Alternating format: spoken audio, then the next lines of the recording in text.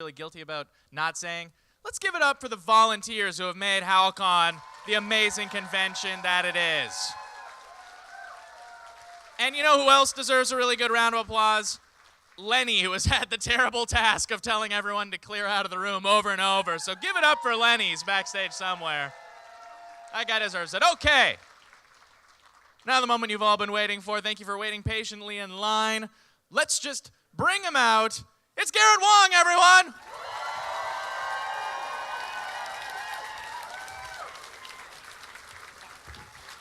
We were having an in-depth discussion backstage about sci-fi television shows. Yes, we were. Whoa, oh my. We were talking about sci-fi shows. We were talking about Farscape. We were. Yes. A little Any bit. Farscape fans? Yes, maybe. Yeah.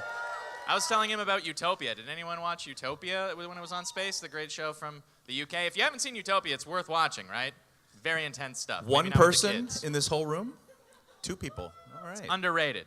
But you just did a little Takei for us, I should say. Yes. It is okay to say. It's okay to be Takei. Yes.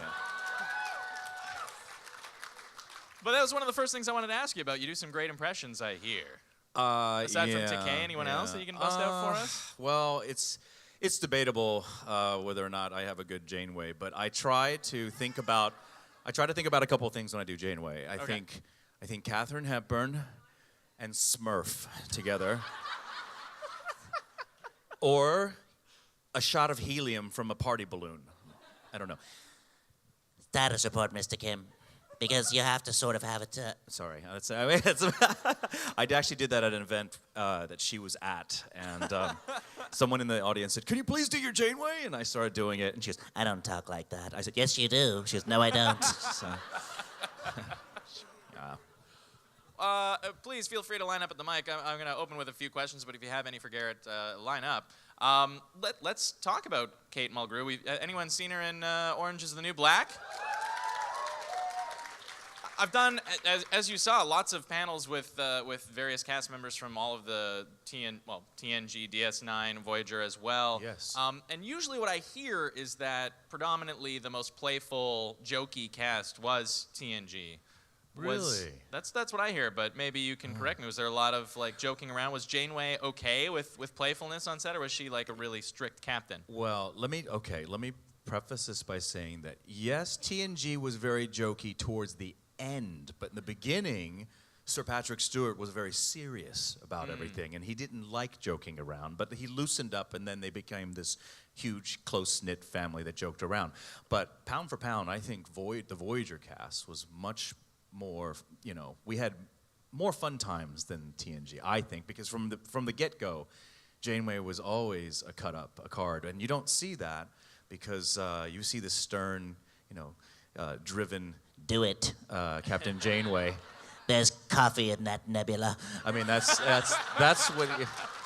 what you're used to, right? But here's the funny thing: in the beginning, when we all got our roles on Voyager, we had a meeting with Rick Berman, a luncheon, the executive producer of Voyager, and he said, "Congratulations to all of you actors who are now the actors on Voyager. For those of you playing human characters, we need you to downplay your roles, meaning we want you to be as military, as Starfleet as possible, as two-dimensional and just no emotion." This is the directive from the executive producer. And the reason why he said this is because this is the only way to make the aliens look real. And I said, this is ridiculous because it's humans that have the most emotions. So season 1, any actor who kind of crossed the boundary and put too much into their performance, they got a little memo.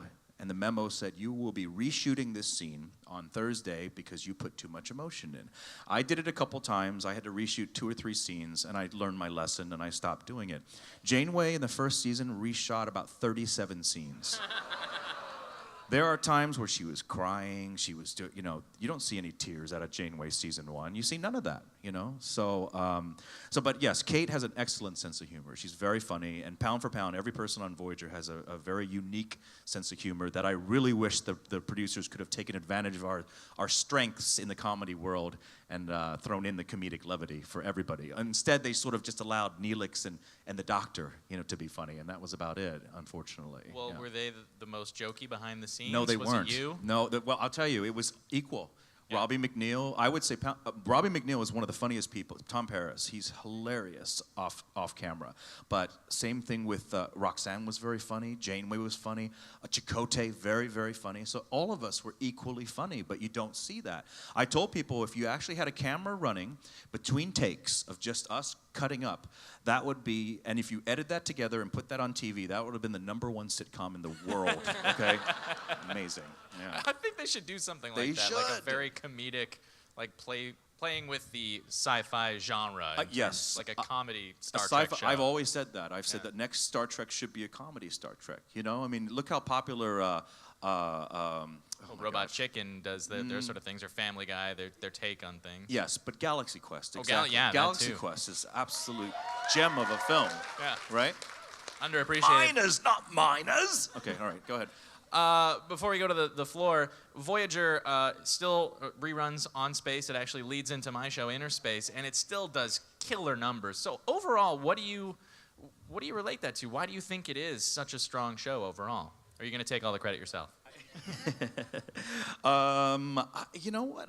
I'm not sure what the allure is, because over the years at conventions, I oftentimes have fans get up and say, yes, I'm one of the few fans that likes Voyager, and what a backhanded compliment that was, you know? I'm like, where did that come from? I don't know. Maybe people really are cluing into the off-screen camaraderie that we had, or something along those lines. And let's face it, it's the first woman captain, so that's a huge deal already, you know?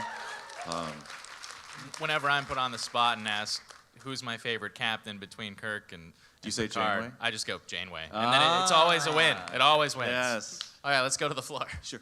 All right. A year ago at Hal-Con, we had Manu Ichiriyami here, and I asked him a question that basically was about how the cast of Voyager kept in touch afterwards, which he answered basically saying that because of all your many vices and horrible substance abuses, you are everyone's drinking buddy. Your rebuttal, that. sir. He was talking about you a lot at that panel. I remember. This very stage. Manu likes to fictionalize many things. I mean, he's just, you know, it's funny. Someone actually told me, I was reading the Inquirer, and it says you were in a bar, and they said it was last call, and because you didn't get served, you punched the bartender out, knocked him out cold. And I thought, you know what? I have the lowest tolerance level for alcohol of any human being on the planet. I can literally take one sip of beer and I'm drunk. Okay, it's just like I can milk that beer for 4. I'm the cheapest date, you know. So I'm not anybody's drinking buddy by any means. So no, Manu is full of beep. So just so you know. Thank you. Thank you. Thank you for the question. Hi. At the opening ceremony, we were told that you do quite a Gollum impression. I was wondering if you would do it. Why are people doing? You know what? Maybe a little later I'll do that for you guys. But you really have to mess with your voice to get Now that. that I heard, You were about to do it. no, but it does sound kind of like Janeway, I was thinking. Janeway, Gollum, almost the same, right? Yeah. That's pretty funny. I'll have to think about that. Back to the floor. Hi. Hi. First of all, I'd like to say just welcome to Halifax, and thank you so much for coming out to visit with us. Thank you. Star Trek. Star Trek is obviously a huge pop culture icon. It's been around for almost as long as Doctor Who, which is nearly 50 years. So I have 2 questions. My first question is, how does it feel to be a part of something so iconic? Is it daunting at all, or do you think, whatever? And my second question is, I heard Marina Sirtis say that being called to be on Star Trek is like being called to be a part of the Rolling Stones. So when you got called for your audition and they said you got the part of Harry Kim, what was your reaction? It's interesting because my talent agent at the time, his name is Jim Hess, he called me when I got the role of Kim. And has anyone heard of the comedian Stephen Wright before? He's a very low-key delivery, sort of almost dead. Yeah, that's him. That's him. That was my agent. My agent was like that same Stephen Wright delivery. So I called him up and he says, "Yeah, you got it." I go, I got the role? He's like, "Yep, you got the role of Kim." And I said, "What? Are you kidding?" "Why would I be kidding with you?" Because you're not excited. He goes, "I'm very excited." So I was, so he told me, this is a very interesting story. He said, "You need to get over to the Paramount wardrobe department, the Star Trek wardrobe department, by the end of the day today. They really need to see you." And at the time, I was filming an episode of All American Girl, which was on Disney, a short run of a show that was a sitcom with Margaret Cho, the comedian. Yeah. So I had to rush from the Valley over to Hollywood, which is very difficult in rush hour traffic. But I finally get over to the front gate. The security guard that was at the gate was actually the same security guard that was there for all 5 or 6 of my auditions. And he goes, "Did you get it?" I said, "I got it." He goes, "You owe me a case of beer." And I said, "Okay." We'd made a bet on that. I said, I gotta go see wardrobe. Where should I park?" And he said, "Any open space." So I am just peeling rubber around this parking lot trying to find an open space. And out of the corner of my eye, some guy in a suit walks between 2 cars in front of my car. So I slam on the brakes within probably a foot of taking this guy's legs out. And when you almost have an accident or almost hit somebody, your heart's going like, brrr, and I'm going, oh, and I look at his face, and he's also just like, as shaken as I am. And I realize it's Harrison Ford, right? I just went, oh my God. The flash through my eye, I just saw the image of the papers the next day, the alternate reality of me taking his legs out. New actor on Star Trek maims Harrison Ford for life, right? And the reason why he was dressed up was he was going to the premiere of Clear and Present Danger, so he had a suit on, the movie with Jack Ryan. Why am I talking about this? How did I get this far into this? Reacting to finding out that you got the job. Oh, yeah. So getting the job, I spent the next 2 or 3 months just pinching myself, really. It was like, oh my God, I'm really on the show, this is amazing. Because for me, I've been a science fiction fan ever since a young child, so it was a huge deal for me to get on the show. It's interesting that you mentioned Marina talking about getting into the Rolling Stones, because I use that reference when I talk about my first convention. It was in Minneapolis, Minnesota.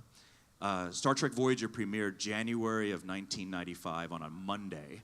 That weekend, on Saturday, I went to Minneapolis, Minnesota to replace Kate Mulgrew, who was sick, for the first convention. So I actually did that convention and another 17 more conventions before anyone on Voyager did one. So I always tell everybody, I'm the youngest on Voyager, but I'm the Yoda of convention goers, right? So I have the most experience. I remember walking into where the convention area, I was standing on the side door, and I heard the announcer go, "And please, warm round of applause for Garrett, Wang, Ensign Kim from Voyager." They open up the doors, and there's this huge, thunderous applaud. And I look out, there's 5,000 people in that room. And I just started just shaking. And literally, I would always say I felt like Mick Jagger walking on stage at a concert, because all these people were just going nuts. And the show had been on 1 episode, but that shows how popular Trek has been over the years. Yeah, thank you. Did Harrison Ford say, "I've got a bad feeling about this"? When you... No. Sorry. Hal-Con.